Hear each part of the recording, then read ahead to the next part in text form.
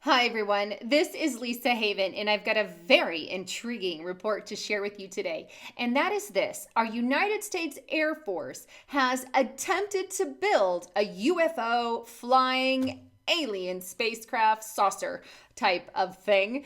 Now, this was known as Project 1794. Now, some of you might have heard about this before, but some of you may have not. And the reason that I'm bringing it to the light is because this is the first I've heard of it, and I find it absolutely fascinating, especially the schematics that I'm about to show you. Now, this spacecraft was originally planned on being built back in 1956. So for 40 to 50 years ago, they planned on having this technology and building it. So whether or not you believe there are actually UFOs out there, our US government is building alien type spacecrafts. So just something to ponder and think about. Now, though this was conducted and created in 1956, it wasn't officially released or declassified, I will say, until the year 2001. And then just a few years after that did the public find out about it through, the Freedom of Information Act and all of that as well. But here's what I want you to think about for a moment before I even show you those schematics. Number one, if they were attempting this kind of technology back then, what on earth are they concocting today that we are not knowing about? Now, keep in mind that there is about a 40 to 50 year gap before this even became declassified to the public. That's been typical history-wise of when our government tells us things that they don't want us to know. Well, in 50 years, we'll release the document for that generation. Something to think about there. Not only that, but where did they get this technology? Are there actually UFO out there? Well, if you've listened to my report before, I do believe they exist, but I believe they are, the fallen angels and the Nephilim of the Bible. But that is for a talk on another day. Nonetheless, this is absolutely fascinating. Now, this project was actually, I believe they canceled the funding to this project, so they claim. We don't know exactly the truth behind that, but that is what is being told. Also, this was reported once it was finished, if it was to be finished, then it was to travel 2,600 miles per hour. Obviously, they did not finish it, so they say, and I believe it goes up to 100,000 feet in the air. Could be, I'll get back on that number, but definitely 2,600 miles per hour. But I think the best thing to do is let's delve into those schematics. Okay, so here we are on one of my favorite websites, theblackvault.com. This is where they request a bunch of things via Freedom of Information Act. So if you're a big researcher, you'll want to put that on your bookmark list there. But here it is, Project 1794, saucer-type aircraft that our government took on. The sampling of a newly released saucer-type aircraft document contained detailed technical data and drawings, which I'm going to show you, related to work undertaken by AVRO Aircraft Limited for the Air Force under this name, Project 1794. It was interested in designing and testing a proposed supersonic vertical takeoff and landing saucer type aircraft, and again in the years 1956, 57, and 58.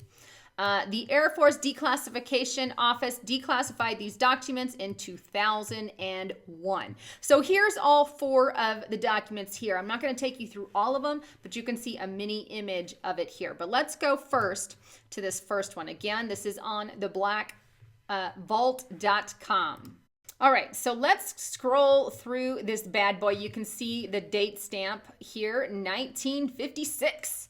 December, so late 1956, but all kinds of warning. Here is the image that they constructed. This is, the United States Air Force stamped right on it. And, at first you think, oh, this is just fictional. It's not legit. It's not real, but it is. This is definitely something that they constructed and talked about. But here's just a quick summary of what it is. And it talks about the funding requirement and, 20 months to be completed in 1958. But as I said, I do believe they canceled the funding, so they say. But here are the schematics and some of the images I just wanted to show you. I just find it fascinating. Look, because if our government has this technology, which I would assume based off this alone, they've got it. If they were already attempting to build these kinds of things back then what are they attempting to build now? And I highly encourage you to check out these projects because, my screen is not the best here on it, but definitely gives you an idea of the intense amount of work that went into this as well. You can see the different levels there that they had in play. And I actually have pictures of this section, or they have pictures of this section, I believe, that are built. I'll get to those in a moment.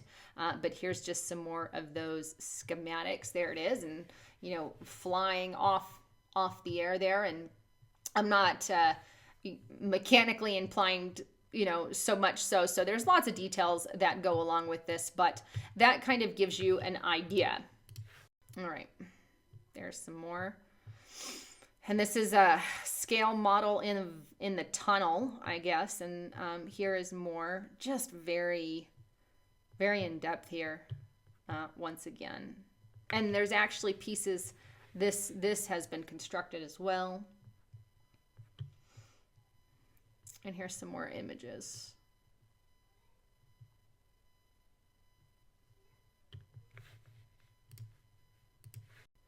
Here's some more. These images are just fascinating. So they evidently, and some of this is the tunnel work where, things that they need to create the tunnel, and some of it's the actual work on it. But interesting stuff here. Let me take you to another report, and I'm going to leave a link to this, but here's another report. Let me scroll to the top here. This is called Final Development Summary Report, 1794. And this is kind of it in a nutshell, and you can see it has been declassified, and there's over 140 pages in this thing, so lots to read, but I thought you have a little bit better pictures here. Here is the man in the middle.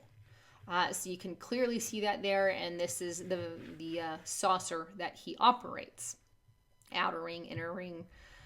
Here's another image of that, and you can see there. So this is definitely something they were serious about creating. Now, moving on, here is some of the actual work. You can actually see where they built it and the pieces have come to life. This is a 1/6 subsonic model scale here. You can see that there. These pictures are surreal. I just, especially if you're into that sort of thing, they're amazing. Here is another piece, forward upper surface configuration there of the supersonic wind tunnel piece, I guess. There's that.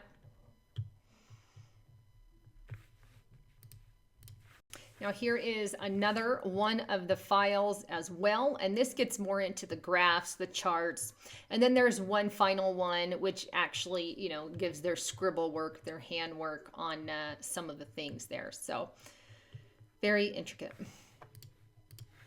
So there you have it, United States Air Force aircraft. There you have it, Project 1794. Very intense, but the United States Air Force definitely had the intentions of creating alien spacecraft.